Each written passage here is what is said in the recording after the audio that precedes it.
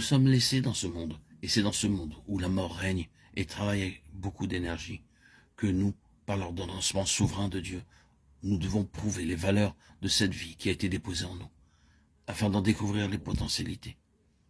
C'est une découverte expérimentale. Cela se résout en une bataille entre ce qui est dans ce monde et la vie qui se trouve dans le croyant.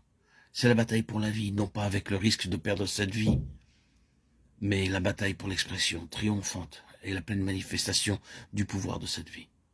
Là est la contestation.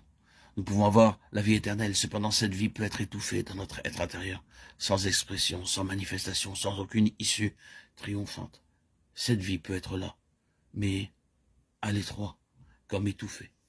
Ce qui est vrai dans le cas du croyant individuel peut l'être également dans le cas de l'Église, comme compagnie corporative. Elle peut avoir la vie éternelle, et qu'il n'y ait cependant aucun témoignage qui exprime la présence de cette vie, ou alors dans une mesure si limitée. À cette expression, à cette manifestation, non seulement à la possession de cette vie, mais au témoignage résultant de cette possession, sont liées des questions qui sont rien de moins que la résurrection et la seigneurie de Jésus-Christ. Le témoignage du fait que Jésus-Christ est ressuscité des morts, et qu'il est à la droite de la majesté divine, dans une souveraineté absolue, est lié, répétons-le, à une expression ici-bas de cette vie qui est sa vie de résurrection.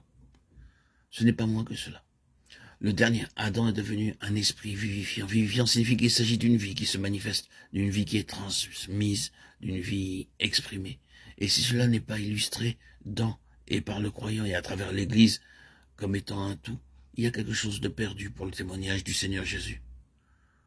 Comment doivent être données la preuve de démonstration, l'évidence, l'établissement certain du fait que Jésus est vivant étant sorti de la mort et qu'il est Seigneur? C'est par l'expression triomphante de sa vie dans les siens. Ce n'est pas par une déclaration doctrinale. Que Christ soit ressuscité des morts et qu'il est Seigneur, cela n'a jamais été prouvé par des déclarations doctrinales. Votre confession de foi peut inclure le fait que vous croyez que Jésus est mort, qu'il est ressuscité, qu'il est monté au ciel et qu'il est à la droite de la majesté divine. Mais comment allez-vous prouver votre déclaration? Quelle est l'évidence donnée par Dieu à ce sujet? Vous pouvez le croire, être disposé à donner votre vie pour cette foi, déclarer ce que vous croyez avec beaucoup d'insistance et de force, et cependant, cela ne veut pas dire que vous êtes en train de prouver ce que vous dites. Vous ne prouverez jamais rien par des paroles. Je crois de toute ma force que cela est ainsi. Vous ne prouverez jamais une chose par le fait de vous lever et de déclarer que vous la croyez, ni en disant je crois tout ce qui constitue la base de la foi chrétienne, ni en portant un nom qui montre que vous croyez en l'inspiration de la Bible.